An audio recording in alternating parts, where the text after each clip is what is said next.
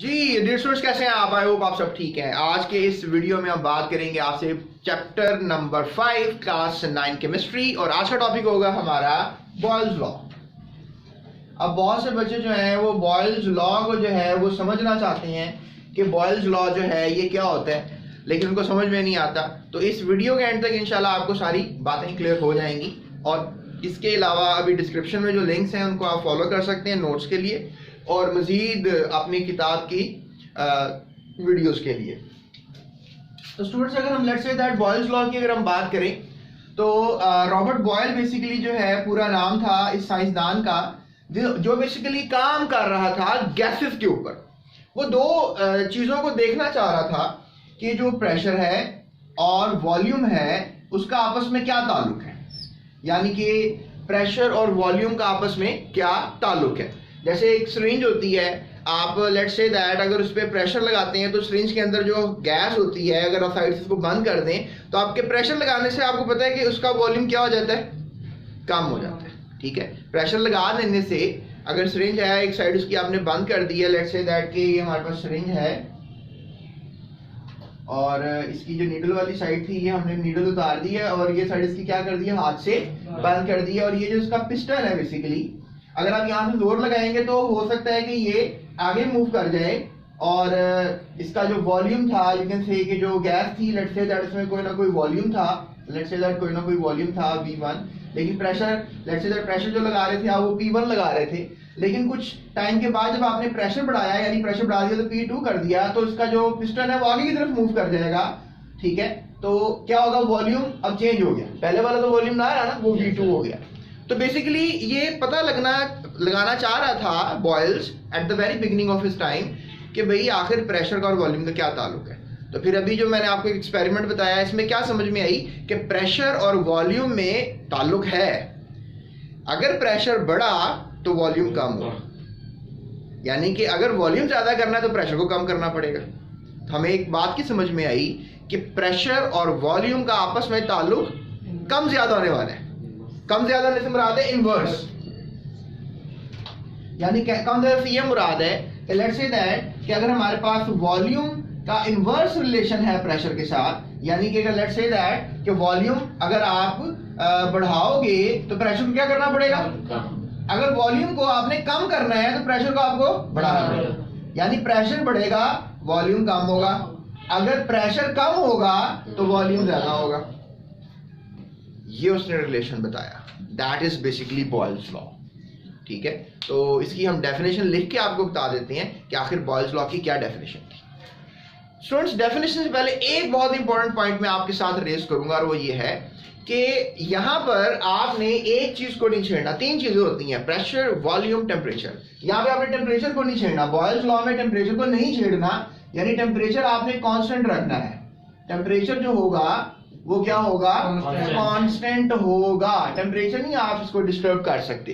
So that makes an idea कि एक चीज कांस्टेंट भी आपने लेनी है। अब हम डेफिनेशन की बात करते हैं, और जो कांस्टेंट आपने चीज लेनी है वो क्या है, टेम्परेचर। यानी बॉयल्स लॉ में टेम्परेचर कांस्टेंट होगा और हम चेक करेंगे कि वॉल्यूम में और प्रेशर में आखिर आपस में क्या ताल्लुक है।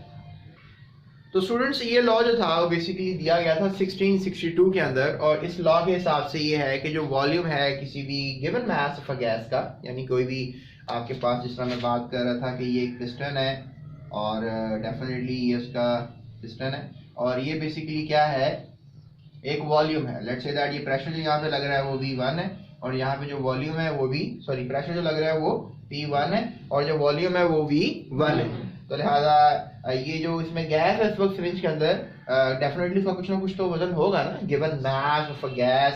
तो वो कह रहा है कि इनवर्सली प्रोपोर्शनल है प्रेशर के, यानी कि अगर ये बढ़ाओगे तो वॉल्यूम इसका कम होगा। तो इसी को हम लेकर चलेंगे, और लेट्स से दैट कि बाहर जो टेम्परेचर है वो रिमेन्स कांस्टेंट है, यानी कि जो टेम्परेचर है वो चेंज नहीं हो रहा। बाहर का टेम्परेचर 25 डिग्री है जब आपने प्रेशर लगाना शुरू किया था, और बाद में जब आपने प्रेशर लगा दिया तब भी टेम्परेचर 25 डिग्री ही रहा। So that is basically the Boyle's law.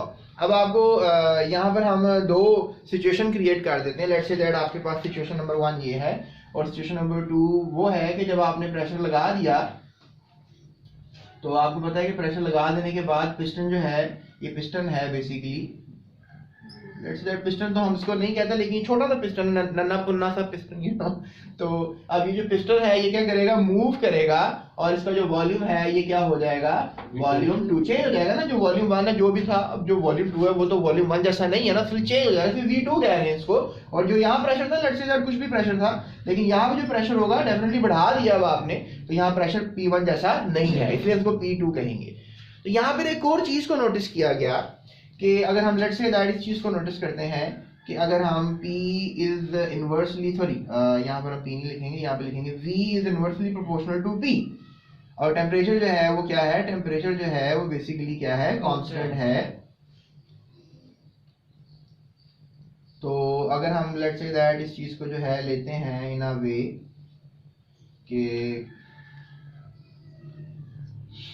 Inversely proportional का साइन हटा देते हैं, तो फिर डेफिनेटली हम क्या लिखेंगे, इक्वालिटी, और साथ ही इसके हम क्या लिखेंगे, कांस्टेंट। यानी इस साइन की जगह पे आपने ये दो चीजें लिखनी है, इक्वालिटी प्लस कांस्टेंट। कांस्टेंट क्या है यहाँ पे, टेम्परेचर, ठीक है। और लेट्स से दैट के फिर ये 1/p एज इट इज लिखेंगे, और आपने अब क्या करना है, k की वैल्यू फाइंड करनी है, तो आप p को इधर लाके क्या कर दोगे, मल्टीप्लाई कर दोगे, k is equals to vp, right. अब इस सिरिंज के लिए क्या करूंगा मैं, इसके लिए इस सिलेंड्रिकल सिरिंज के लिए मैं क्या करूंगा, v1 p1 v1 p1, right. तो मैं इसलिए कर दूंगा, so k is equal to v1 p1, यानी जो भी प्रोडक्ट आएगा, यानी वॉल्यूम और प्रेशर का जो प्रोडक्ट आएगा वो इस सिरिंज के लिए भी सेम आएगा। हम इसको करके भी देख लेंगे।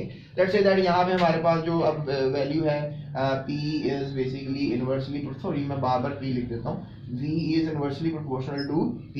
तो अब यहाँ पर हम क्या लेंगे, v2 और p2, तो ये लिख देंगे यहाँ पर कि हमारे पास यहाँ पर भी definitely v2 is equals to k1/p2, और फिर यहाँ पे क्या लिख देंगे, यहाँ पे मजीद जो है हम लिख देंगे k basically is equals to हो जाएगा v2p2, या हम इसको इस तरह भी लिख सकते हैं कि k is equals to v2p2।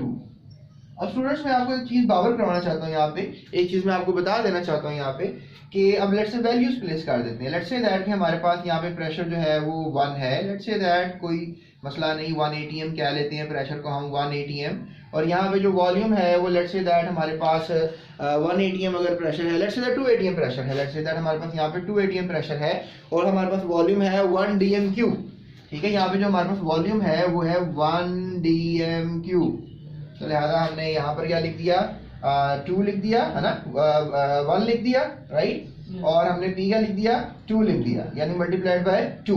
तो यहाँ पे हमारे पास जो p2 है, यानी जो प्रेशर, यहाँ पे 2 atm प्रेशर लगा रहे थे, यहाँ पे प्रेशर बढ़ाएंगे ना, तो यहाँ पे हम क्या लगा देंगे, 4 atm प्रेशर लगा देंगे, ठीक है। हम ये वेरीफाई कर रहे हैं, बॉयल्स लॉ को हम वेरीफाई कर रहे हैं, और जब हम यहाँ 4 atm प्रेशर लगा देंगे तो फिर डेफिनेटली वॉल्यूम क्या हो जाएगा, कम हो जाएगा। तो हम लेट्स से दैट यहाँ पे जो वॉल्यूम कम हो गया वो हो गया 0.5 dm3, डेसीमीटर क्यूब, क्या देखा वॉल्यूम का यूनिट डेसीमीटर क्यूब है।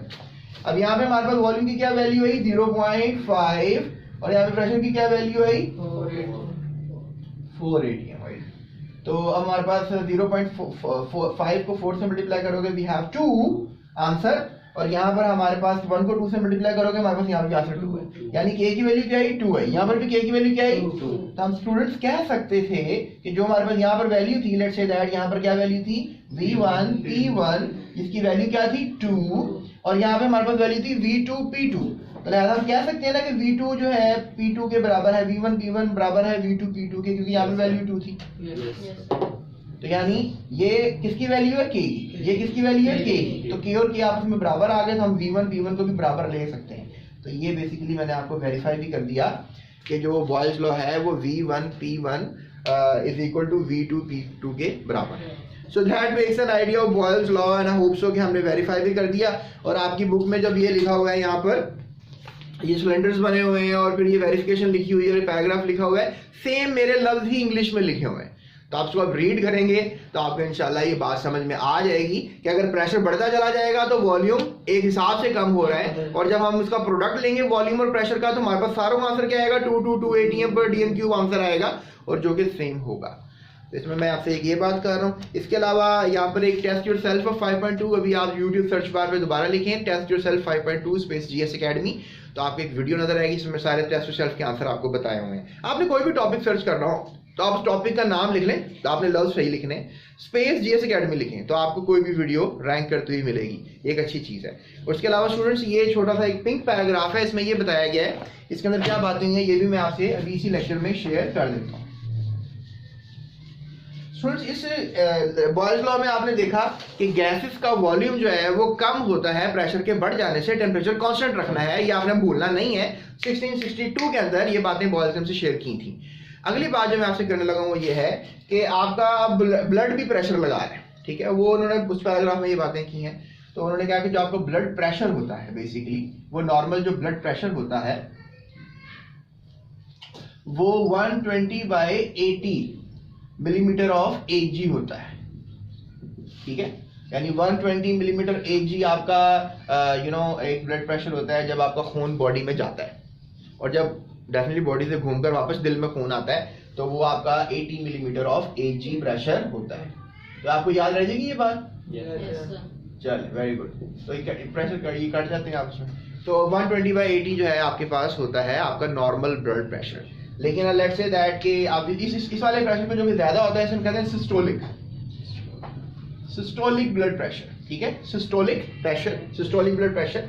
और ये वाला जो प्रेशर होता है जो कि नीचे, जो कि डेफिनेटली वापस आप खुद सोचो कि अगर नलके से पानी निकल रहा है और पाइप से होता हुआ वो दूसरी साइड से बाहर निकल रहा है, तो जो नलके से निकल रहा है वो तेज निकल रहा होगा और दूसरी साइड से निकल रहा होगा थोड़ा स्लो निकल रहा होगा, रास्ते में फ्रिक्शन आ गई ना।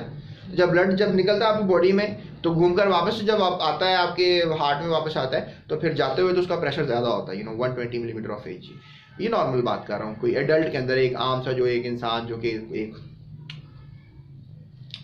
25 साल का, तो उसका जो ब्लड प्रेशर है वो 120 मिलीमीटर ऑफ Hg होता है। और अगर लेट्स से दैट ब्लड वापस आ रहा है तो वो प्रेशर कम हो जाता है, तो दैट इज 80 मिलीमीटर। इसे हम कहते हैं डायस्टोलिक, राइट। डायस्टोलिक याद रह जाएगी बात यहाँ, डायस्टोलिक। तो ये सिस्टोलिक और डायस्टोलिक ब्लड प्रेशर्स होते हैं। इसके अलावा स्टूडेंट्स मैं आपको एक और बात बताता हूँ। आपके सामने शेर खड़ा हो गया या आप भाग रहे हैं, सीढ़ियाँ उतर गए, चढ़ गए, भाग गए, आपने सोचा मैंने बेस्ट ओलंपियन बनना है, भजना शुरू कर दिया आपने। तुम क्या रट रहे हो? तो डायस्टोलिक सिस्टोलिक, तो आपका फिर ब्लड प्रेशर रेज करेगा, ठीक है। लेट्स से दैट आपका ब्लड प्रेशर हो गया 140/90, तो ये हो गया हाई ब्लड प्रेशर। क्या हो गया ये? High blood pressure. और अमूमन जो लोग टेंशन लेते हैं, स्ट्रेस में रहते हैं, उनका डेफिनेटली ब्लड प्रेशर यही रहता है, नॉर्मली ये रहता है उनका। तो फिर जैसे कोई बंदा होता है ना जो परेशान रहता है, स्ट्रेस में रहता है, बेचैन रहता है, गुस्से में रहता है, तो ऐसा नहीं होना चाहिए, राइट। उस तरह जिस बंदे का प्रेशर 140/90 होता है उसे हम कहते हैं वो किस चीज का मरीज है? हाइपरटेंशन का मरीज है, हाइपरटेंशन, ठीक है। उसको हाइपरटेंशन होगी बेचारे को। तो ये बातें आपके इस पैराग्राफ में लिखी हुई हैं। तो स्टूडेंट्स एक बात मैं आपसे और शेयर करूंगा यहाँ पे कि हाइपरटेंशन में नहीं रहना चाहिए, राइट। ये आपकी सेहत के लिए अच्छी चीज़ नहीं है। आपके डिफरेंट ऑर्गन्स डैमेज हो रहे होते हैं, तो ज़्यादा ब्लड प्रेशर आपकी बॉडी का नहीं चाहिए, 120/80 ही होना चाहिए। इसके अलावा मैं आपसे एक और बात करूंगा, बल्कि आपने मुझे बतानी है कि डॉक्टर जो फिक्स करके आपका ब्लड प्रेशर जब चेक करता है तो आपने बताना है कि वो कौन सा आला है, कौन सा इंस्ट्रूमेंट है जिससे वो आपका ब्लड प्रेशर चेक करता है, ठीक है। उसे मैनोमीटर कहते हैं। लेकिन कौन सा मैनोमीटर? आपको याद होगा मैंने कहा था लैब के अंदर भी आप प्रेशर को मेजर कर सकते हैं, और इसके अलावा आप बाहर एटमॉस्फेयर में भी प्रेशर को मेजर कर सकते हैं। एक मैनोमीटर था, एक बैरोमीटर था। आप मुझे बताएं बैरोमीटर किसके लिए और मैनोमीटर किसके लिए? बैरोमीटर हमारे पास एटमॉस्फेरिक प्रेशर के लिए। नो, मैनोमीटर जो था वो लेबोरेटरी में प्रेशर को मेजर करने के लिए एक आला था, और बैरोमीटर जो था वो एटमॉस्फेयर के प्रेशर को मेजर करने के लिए एक आला था।